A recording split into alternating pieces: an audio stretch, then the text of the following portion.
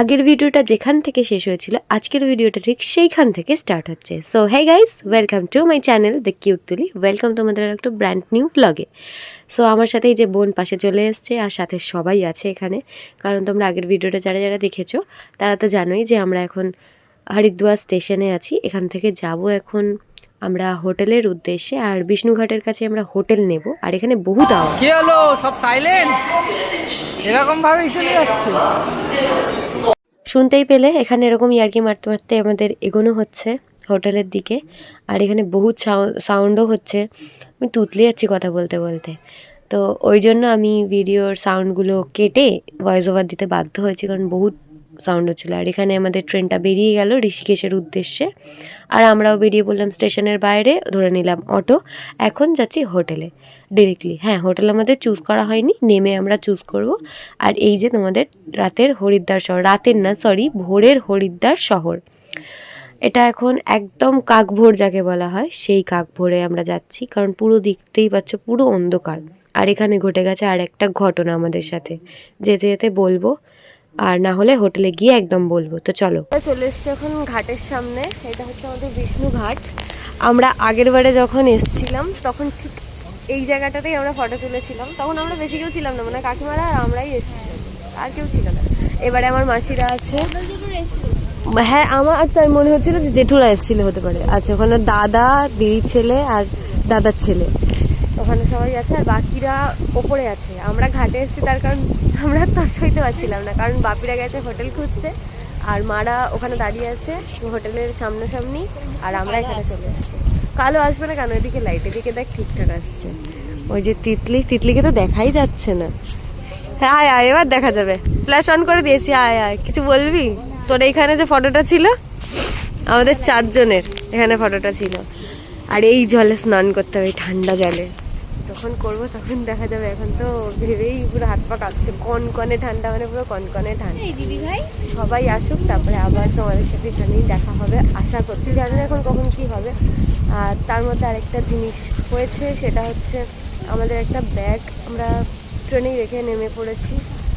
খাবারের ব্যাগ ছিল, কোনো জামা কাপড় কিছু ছিল না। কেদারে যে আমরা মানে কেদারনাথে যাচ্ছি, তো এখন বলেই দিলাম। যাই হোক, কেদারনাথে ওঠার যে খাবারটা পুরো ওই ব্যাগে আমাদের প্যাক ছিল, কারণ সবাই জানে যে ওখানে ওঠার জন্য অনেক শুকনো খাবার লাগে। তো আমাদের ছাতু, চিড়ে, বিস্কিট, কেক, আরও ইচ অ্যান্ড এভরিথিং, নুন, যেগুলো যাবতীয় লাগে সব কিছু ছিল। বাট ওই ব্যাগটা আমরা ভুলবশত আমার বাপি নামাতে ভুলে গেছে, মনে ছিল না। অনেক লাগেজ, হয়তো বহুত লাগেজ হয়েছে, তো একদম ভুলে গেছে। তাই না, মন মেজাজ একটু খারাপ।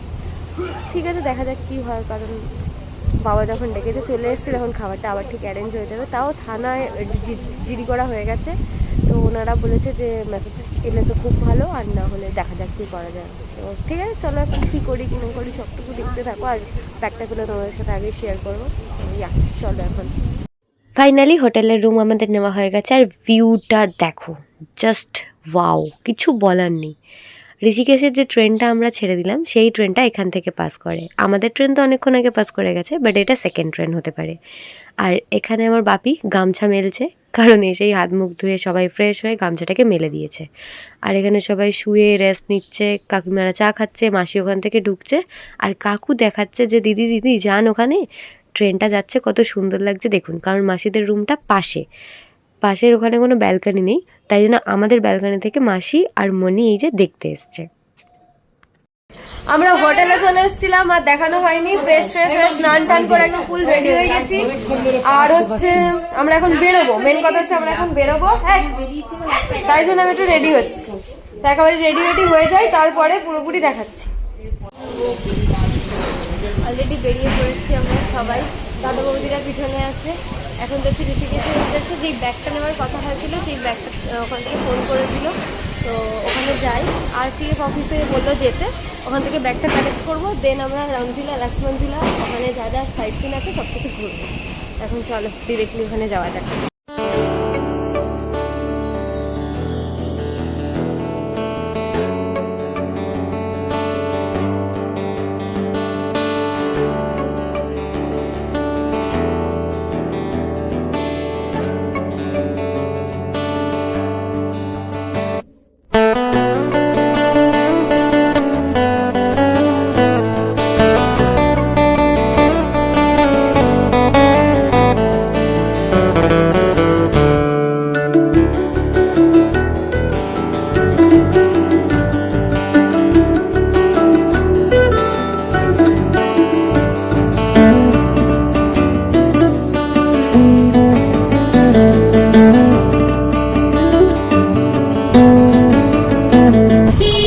ব্যাগটা ফেলে এসেছিলাম, সেই ব্যাগটাকে আবার রিটার্ন নিতে যাচ্ছি এখান থেকে, হরিদ্বার থেকে এখন আবার যাচ্ছি।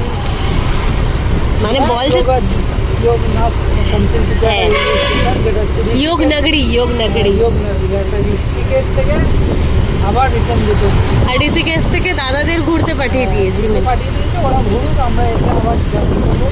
ওখানে খাবারের ব্যাগটা নিয়ে আসি, তাহলে ওইখানে যেতে কষ্ট হবে।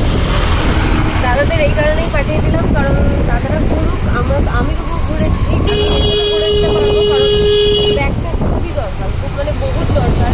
কারণ ওখানে কেদারনাথে ওঠার যাবতীয় খাবারটা ওর মধ্যে আছে, তো আগে আমি ব্যাগটা কালেক্ট করে দেন আমরা ঘুরবো, কারণ টাইম তো আছে আমাদের কাছে আজকে দিনটা। দাদারা এখন গেল কোথায়, গঙ্গার ঘাটে না, গঙ্গার ঘাটে গেল, তারপরে রামঝুলা, লক্ষ্মণঝুলা এগুলোতে যাবে, আমরা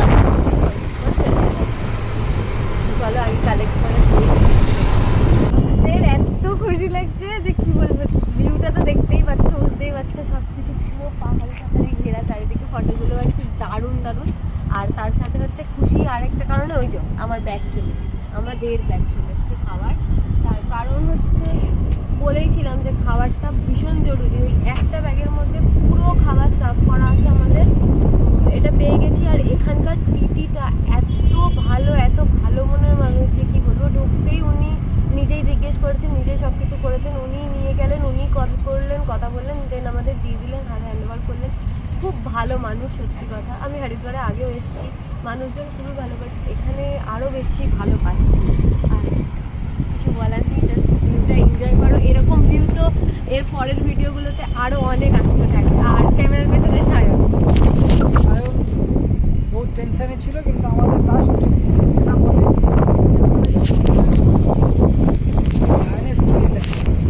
একটু মজা নিচ্ছে, হাওয়ায় ছুটে এদিক ওদিক কী হচ্ছে জানি না, কিন্তু খুব মজা লাগছে, একটুখানি জানি। এবার একটা ছবি তুলবো, তারপরে ছুটে আপাতত এখান থেকে নিয়ে নেবো।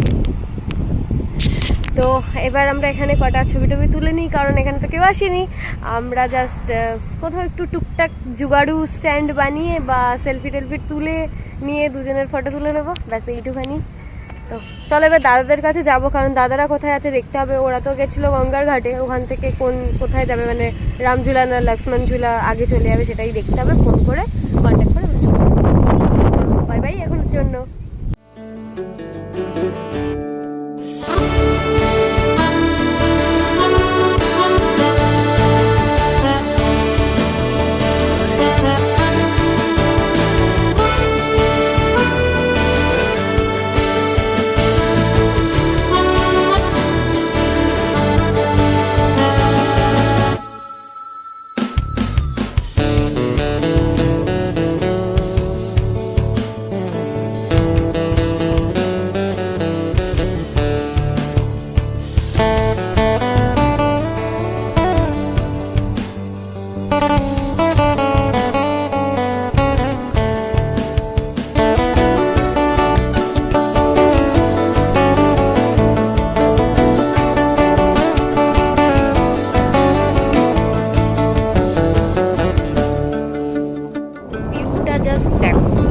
জাস্ট পৌঁছালাম রামঝুলার সামনেটা। এই যে আমাদের সামনে যেই ঝুলাটা দেখতে পাচ্ছ সেইটা হচ্ছে রামঝুলা, আর রামঝুলার ঠিক নিচ থেকে এই নদীটা চলে গেছে।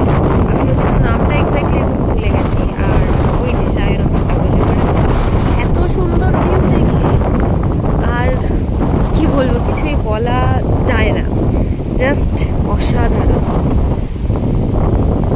গঙ্গার আওয়াজ বল,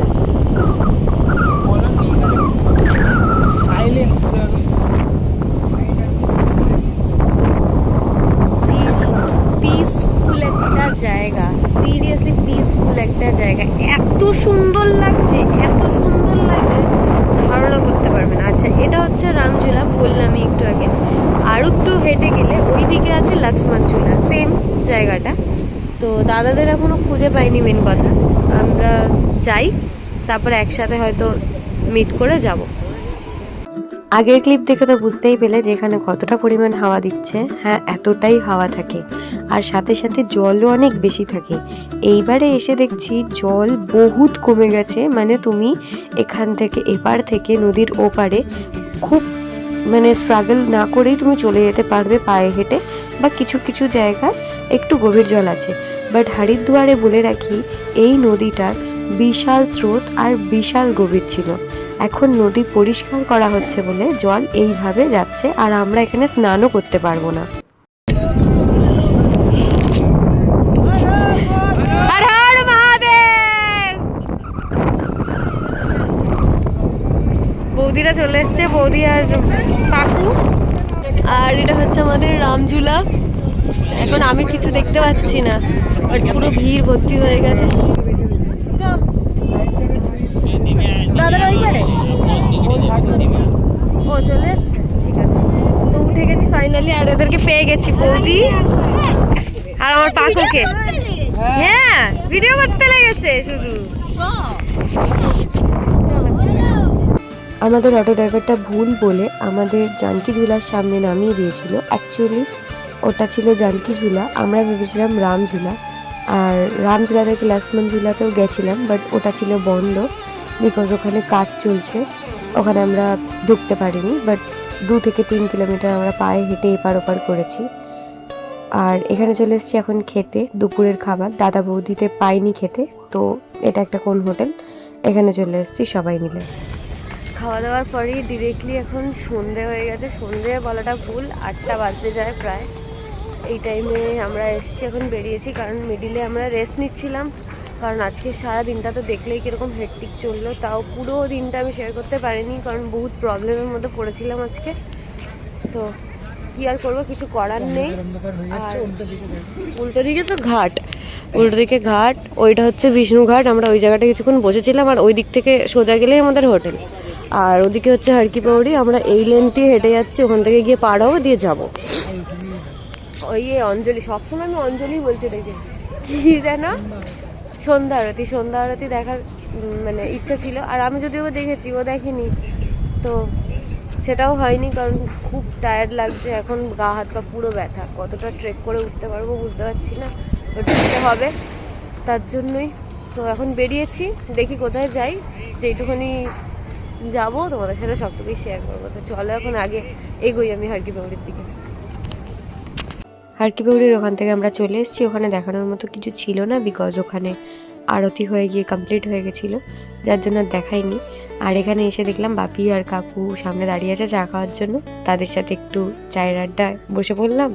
এবার যাব আমরা হোটেলের দিকে, তারপরে খেতে। তো চলো। চা খেতে গেছিলাম, তারপরে বল। চা খেতে গেছিলাম, তারপর অনেক চব্বল ঝগড়াঝাটি হলো, একটু নিজেদের মধ্যে গ্লাস ফ্লাস হারিয়ে দিল, খাবার হারিয়েছে, গ্লাস হারিয়েছে। এবার এসছে খেতে অনেক কষ্ট করে, তারপরে গিয়ে ব্যাগটা গুছানো হবে, খেতে বসেছি। কোথায়? দাদা বৌদির হোটেল। আজকে এমন দিন আমরা জানি না, কোনো টাইমে এরকম হয়নি, সব কিছু হারিয়ে ফেলছে। সকালবেলা ব্যাগ হারালো, এখন গ্লাভস কিনেছিল, গ্লাভস হারালো, আবার গ্লাভস কিনেছি, সবার মধ্যে একটু ঝগড়াঝাটি চললো, তারপর এখন মিল হয়ে এখন আমরা বসেছি খেতেই। যে আমাদের সেই 4 জনের গ্রুপ, আর ওখানে ওদের 4 জনের গ্রুপ। ব্যাস, আমার মাসিরা এসছে, মাসিদের খাওয়া দাওয়া হয়ে গেছে, এখন আমরা 2 ফ্যামিলি বসেছি।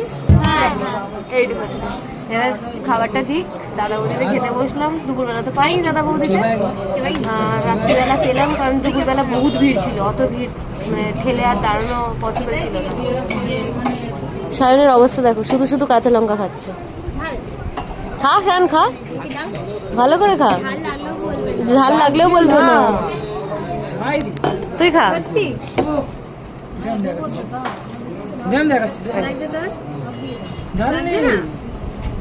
আর তাহলে আর এক কামড় খা, খেনে আর এক কামড় হয়ে গেছে, তিতলি শেষ। এই আমাদের স্পেশাল বেগুন ভাজা এসছে, বলেছিলাম বেগুন ভাজা আমাদের দরকার, বেগুন ভাজা দিয়েছে। এখানে হরিদ্বারের স্পেশাল হচ্ছে আমাদের বেগুন ভাজা। আমি এর আগেও এসে, হ্যাঁ, এর জন্য যদি 5 টাকা 10 টাকা বেশি নেয় কোনো অসুবিধা নেই, কিন্তু আমাদের বেগুন ভাজা চাই। চলো এখন ডিরেক্টলি খেতে বসে যায়। ভাতও চলে এসছে ওদিকে, সব আস্তে আস্তে খেয়ে নিয়ে হোটেলে গিয়ে তারপরে প্যাক করতে বসবো কেদারনাথের জন্য। চলো। সো আজকের দিনের ভিডিওটা এতটাই ছিল। Do like, share and subscribe. তোমরা প্লিজ একটু পাশে থেকো, যাতে আমি একটু গ্রো করতে পারি। আর আজকের দিনের কিছু ভালো ভালো ফটো তোমাদের সাথে শেয়ার করলাম এইভাবেই। তো দেখা হচ্ছে নেক্সট ভিডিওতে। ততক্ষণের জন্য ভালো থেকো, সুস্থ থেকো আর সবাইকে নিয়ে হাসি খুশি থেকো। Bye bye.